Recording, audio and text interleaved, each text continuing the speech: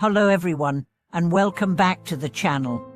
It's a gift to be together again as we explore one of the most profound questions of spiritual life. What is the final destination of the Buddhist path? Is it some faraway paradise? A state of permanent bliss? An escape from suffering? Or could it be something much more intimate, something that lives within the choices we make every day?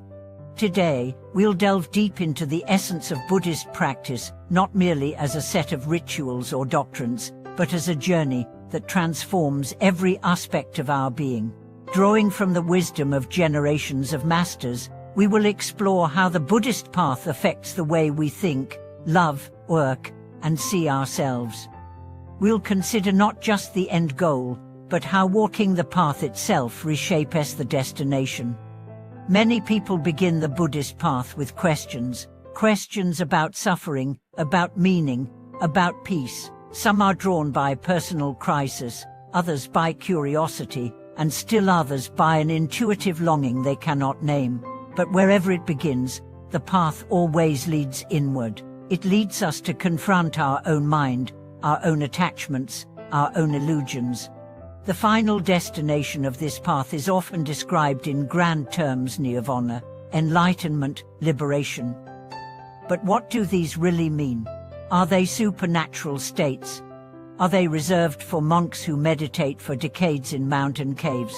Or could they be closer than we imagine? One of the most powerful insights shared by advanced practitioners is that enlightenment is not a distant peak to be conquered. It is a quiet return, a homecoming, a realization of what has always been true, but hidden beneath layers of noise and confusion. The Buddha himself described awakening as the ending of delusion, the clear seeing of things as they truly are. And what are things truly? They are impermanent, interconnected, empty of fixed identity, full of potential. When we see this clearly, not as an idea, but as a living truth, everything changes. Our fears dissolve, our cravings lose their grip, our judgments soften, and we begin to live not from fear or lack, but from wisdom and compassion. This, then, is the destination: a life lived in harmony with reality, a mind that does not cling, a heart that does not close, a presence that meets each moment with full attention, full humility, and full love. But how do we reach this place? The Buddha outlined a path, not as commandments, but as invitations: the Noble Eightfold Path, the 5 precepts, the cultivation of mindfulness, concentration, and wisdom. These are not abstract ideals, they are practical tools. They teach us how to speak with integrity, act with kindness, work with purpose, think with clarity, and rest in awareness.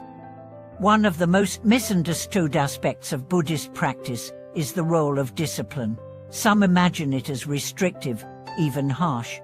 But in truth, discipline in the Buddhist sense is an expression of love. It is the willingness to protect your mind, your time, your energy, from the forces that scatter them. It is saying less to clarity over and over again, even when confusion is easier. Discipline is what allows practice to become transformation. And as we walk this path, something extraordinary begins to happen. We start to notice the subtle patterns of suffering, the ways we blame others, the ways we chase praise, the ways we fear silence, and instead of reacting automatically, we pause, we breathe, we see. That pause is sacred. It is the opening of awareness. It is the first step toward freedom. The final destination of the Buddhist path, then, is not a reward waiting at the end of life. It is the unfolding of a new way of living, right here, right now. It's waking up in the morning with gratitude instead of anxiety. It's meeting difficulty with curiosity instead of fear. It's speaking honestly even when it's hard. It's loving without needing to possess. It's giving without expecting return. It's walking gently through a chaotic world, grounded not in certainty, but in compassion. As we deepen in practice, we begin to realize that awakening is not about escaping the world, it's about embracing it fully, with clear eyes and an open heart. It's not about transcending humanity, it's about expressing its highest potential. But let's not romanticize the path. It's not always easy. There are doubts, there are setbacks, there are old habits that pull us back into ignorance, but even these are part of the path. In fact, they are the path. Each moment of struggle is an invitation to return to presence. Each failure is an opportunity to grow in humility. Each obstacle is a mirror showing us what remains to be healed. And what about the impact of this practice on our relationships? As we let go of ego and self-centeredness, our connections with others become deeper, more authentic. We stop needing people to be a certain way in order for us to be happy. We start to listen more, judge less, we forgive more easily, we appreciate more sincerely. We realize that every being we meet is also walking a path, and suddenly, even strangers become teachers. Even enemies become mirrors. Even silence becomes a friend. This shift in perception is perhaps the most powerful fruit of the path. It turns our entire life into a field of practice. Washing dishes becomes meditation. Speaking to a loved one becomes a sacred exchange. Sitting in traffic becomes a lesson in patience. Everything is included. Nothing is wasted. And what about death? For many, the fear of death looms large. But as we walk the Buddhist path, our relationship with death transforms. We no longer see it as an enemy to be defeated, but as a teacher to be honored. We understand that what we truly are is not limited to this body, this name, this story. We begin to rest in something deeper, something eternal, not in time, but in truth. The final destination, then, is not a point in time. It is the realization that we never left the truth, that all our seeking was a circle, that all our suffering was a call to return home. And so we sit, we breathe, we bow, not because we are trying to become someone else, but because we are remembering who we are. This is the beauty of the path. It meets you wherever you are. It asks only sincerity.